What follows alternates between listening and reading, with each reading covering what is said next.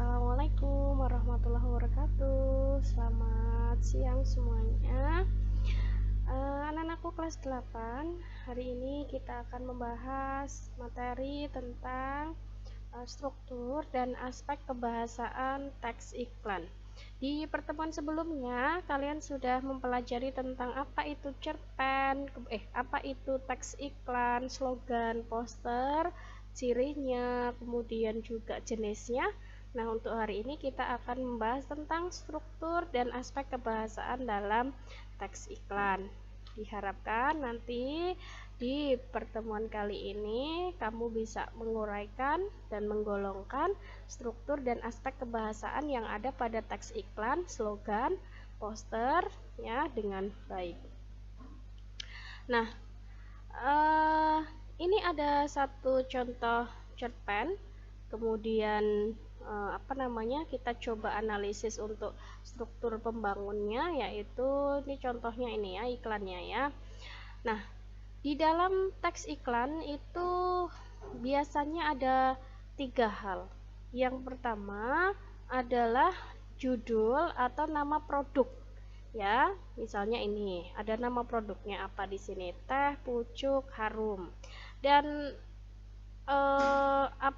untuk strukturnya itu tidak harus yang paling atas judul gitu ya, tapi memang itu berbeda-beda di setiap produk, tapi pasti dalam satu produk itu dalam satu iklan itu pasti ada nama produknya ya. Kemudian di sini ada penjelasan. Penjelasan ini adalah yang menjelaskan mungkin keunggulan atau bisa juga kelebihan dari produk atau jasa yang ada pada iklan tersebut. Misalnya di sini penjelasannya apa nih? Baru minuman teh Yasmin, rasa teh terbaik ada di pucuknya. Itu namanya adalah penjelasan dari iklan yang membuat orang itu tertarik untuk mencoba ataupun membeli produk tersebut. Kemudian yang terakhir ada nama dan alamat pengiklan ya. Di situ biasanya isinya adalah diproduksi siapa gitu ya. Ini di sini nih ya, nama produknya tapi tidak jelas terlihat di sini ya. Tuh, jadi pasti ada yang menerbitkan, maksudnya itu perusahaan apa yang mengiklankan produk tersebut. Jadi itu untuk struktur teks iklan ya. Kurang lebihnya seperti itu, tetapi tidak selalu ada tiga-tiganya, dan itu paling banyak ada di iklan. Kalau yang poster sama slogan tidak ada struktur ini ya. Lanjut, ini ada contoh ini ya, apa ini? Aku gemar membaca, kamu. Nah, ini contoh apa ini? Poster ya. Kemudian di sini ada dijual cepat hotel lokasi super strategis di Malioboro, Yogyakarta, dan sebagainya dan sebagainya. Juga ada satu lagi, nggak lagi ngos-ngosan bayar cicilan. Kita tidak fokus pada ini jenisnya apa, tapi fokus kalimat-kalimat yang dipakai di dalam iklan, slogan atau poster. Kalau kita amati di sini ada kalimat apa aja ya?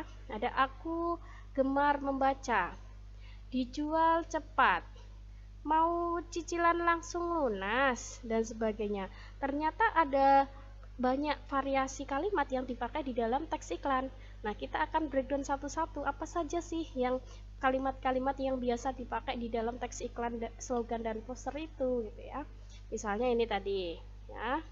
Di sini ada kalimat apa dalam iklan pucuk harum nih? Ada kalimat rasa teh terbaik ada di pucuknya.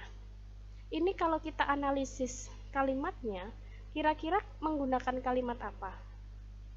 Ya, membuat kalimat apa ini? Sifatnya kan informatif ya, atau memberikan informasi kan, rasa teh terbaik ada di pucuknya. Di sini ada subjek dan ada predikat. Nah, subjeknya mana nih? Rasa teh terbaik. Ini adalah subjek. Ada adalah predikat.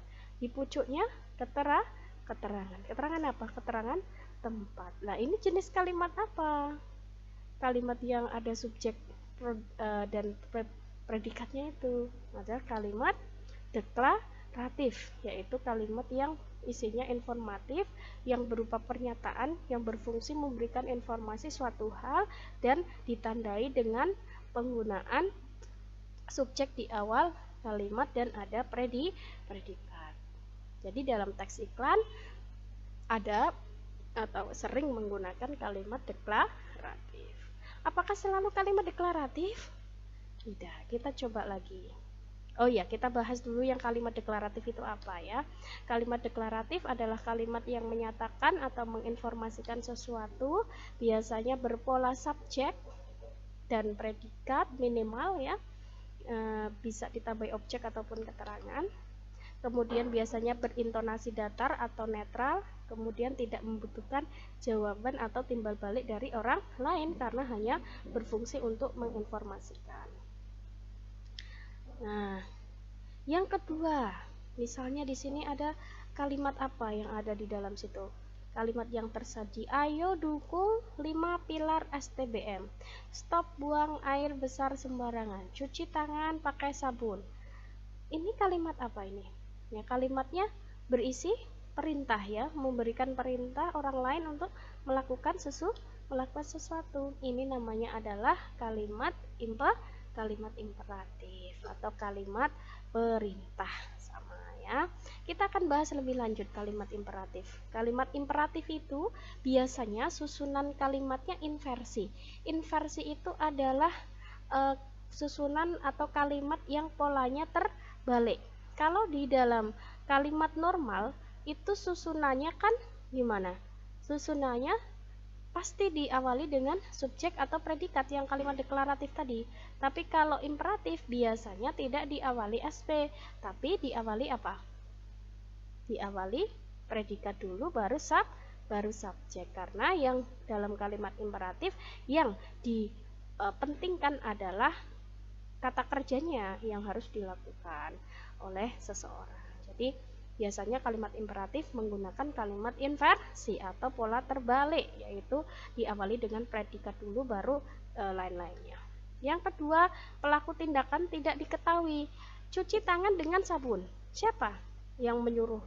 Atau siapa orang yang harus cuci tangan? Tidak diketahui. Pelaku subjeknya itu siapa? Dan tidak penting juga subjeknya, tapi yang terpenting adalah perintah yang harus dilakukan. Yang ketiga, intonasi yang merendah di akhir kalimat. Cuci tangan dengan sabun. Belakangnya rendah, tapi yang ditegaskan adalah yang bagian awal atau predikatnya.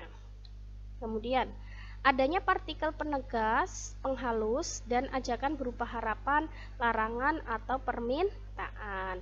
Misalnya ada ayo, mari, jangan, ya, tolong, mohon. Itu adalah biasanya partikel-partikel yang mengikuti kalimat imperatif. Umumnya diakhiri dengan tanda seru. Ya, sampai sini paham ya.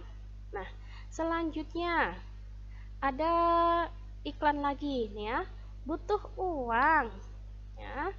Kemudian ada lagi modal usaha dan kerja, beli motor atau mobil, biaya pendidikan. Nah, ada kalimat seperti ini kan di dalam iklan yang isinya berupa apa? Pertanyaan gitu ya, pertanyaan. Nah, ini namanya adalah kalimat interrogatif. Kalimat interrogatif atau kalimat tanya yang biasanya itu kemudian dalam iklan itulah yang sebagai solusi. Anda butuh kerja, nah ini tak kasih kerja, kan seperti itu ya. Jadi pertanyaan itu digunakan untuk memancing pembeli atau konsumen itu agar masalah mereka itu teratasi seperti itu. Nah, kalimat interrogatif itu cirinya apa? Yaitu diawali dengan kata tanya. Kata tanya kan bisa apa, di mana, siapa, atau juga bisa langsung pertanyaan butuh uang seperti itu ya. Jadi tidak harus berupa kata tanya yang apa, siapa, seperti itu. Kemudian yang kedua, menggunakan tanda tanya di akhir kalimat. Kemudian intonasinya intonasi tinggi dan membutuhkan jawaban. Anda butuh uang? Iya, saya butuh uang, kan seperti itu berharapnya ya. Jadi itu kan. Nah, selanjutnya adalah satu jenis kalimat lagi, yaitu yang biasa juga dikeluar di dalam iklan. Misalnya ini ya, gelegar undian, berhadiah, dan sebagainya. Itu kan seperti itu ya. Itu namanya adalah kalimat interjeksi. Kalimat interjeksi itu kalimat yang mengungkapkan perasaan ya. Contohnya seperti itu tadi ya, menegaskan perasaan, kemudian memiliki intonasi yang menggambarkan isi perasaan dari pembicara, seperti aduh, wow, amboy, asik, alhamdulillah, insya Allah, dan sebagainya. Kemudian biasanya penempatan kata seru berada di awal kalimat, biasanya hanya satu kata, dan kemudian sebentar adek, diikuti tanda koma jika dalam bentuk tertulis ya. Jadi kalau bisa kita simpulkan, kalimat dalam iklan ada 4 ya. Ada kalimat deklaratif, imperatif, interrogatif, dan interjeksi. Nah, ini tadi ya pembahasannya. Kalimat deklaratif itu adalah kalimat yang Kalimat deklaratif adalah kalimat yang berisi statement atau pernyataan berupa informasi. Interrogatif kalimat tanya. Kemudian kalimat imperatif berfungsi untuk meminta atau melarang seseorang melakukan sesuatu. Dan kalimat interjeksi adalah kalimat yang mengungkapkan perasaan hati, baik itu kekesalan, kekaguman, kepuasan, harapan, keheranan, dan kekagetan. Nah, itu saja yang bisa Bu Mia sampaikan di pertemuan kali ini. Semoga kalian bisa memahami ya apa yang tadi Bu Mia jelaskan. Jangan lupa untuk dicatat dan dipelajari. Terima kasih, sampai jumpa di pertemuan berikutnya. Assalamualaikum warahmatullahi wabarakatuh.